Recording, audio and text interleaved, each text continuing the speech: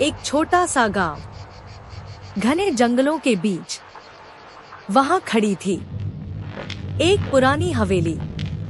लोग कहते थे रात होते ही वहां से आती है अजीब आवाजें, कभी घंटियों की टनटनाहट, कभी किसी औरत की सिसकियां।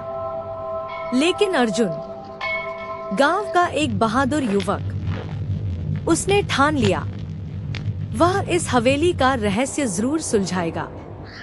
एक रात अर्जुन हवेली के दरवाजे तक पहुंचा। दरवाजा जंग लगा हुआ था। उसने जैसे ही धक्का दिया, चर्रर्रर्रर्रर्र आवाज गूंज उठी। अंदर अंधेरा, धूल, मकड़ी के जाले और टूटी खिड़कियों से आती ठंडी चांदनी। अर्जुन धीरे धीरे भीतर बढ़ा। अचानक ऊपर से किसी के चलने की आहट आई। टक टक टक। उसका दिल तेज धड़कने लगा, लेकिन वह रुका नहीं। सीढ़ियां चढ़ते हुए वह एक बड़े कमरे में पहुंचा। बीचों बीच रखा था लोहे का पुराना संदूक। संदूक के पास ताजे पैरों के निशान। अर्जुन चौंका। अचानक हवा चली और संदूक थोड़ा खुल गया। अंदर पड़े थे कुछ पुराने कागज, एक नक्शा और एक सुनहरी चाबी। नक्शे में दिखा हवेली के नीचे है एक गुप्त तहखाना। अर्जुन पिछवाड़े पहुंचा। एक बड़ा पत्थर देखा। उसने चाबी लगाई। पत्थर धीरे धीरे खिसकने लगा। नीचे खुला अंधेरा रास्ता, नमी से भरी सुरंग, दीवारों पर पुराने दीपक।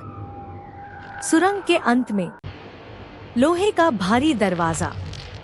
अर्जुन ने खोला और सामने चमक उठा खजाना, सोने चांदी के सिक्के, पुराने हथियार और अनमोल आभूषण। तभी पीछे से गूंजी डरावनी हंसी। अर्जुन मुड़ा। एक बूढ़ा आदमी, लाल आंखें, फटे कपड़े, चेहरे पर गुस्सा और पीड़ा। यह हवेली मेरी है। मैं इस खजाने का रक्षक हूं। जो इसे छूता है उसका अंत यही होता है। अर्जुन ने हिम्मत जुटाई। वह बोला, ये खजाना तुम्हारे परिवार का है, लेकिन इसे छुपाना ठीक नहीं। अब यह गांव के भले के लिए इस्तेमाल होना चाहिए। आत्मा कुछ देर चुप रही। उसकी आंखों से आंसू निकल आए। वह बोली, तुम सही कहते हो। मैं वर्षों से इसी पल का इंतजार कर रहा था।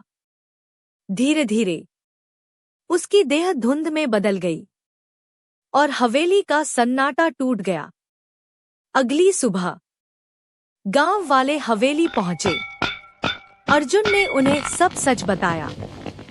खजाने से बने स्कूल, अस्पताल और पानी के कुएं। गांव खुशहाल हो गया और अर्जुन हमेशा के लिए गांव का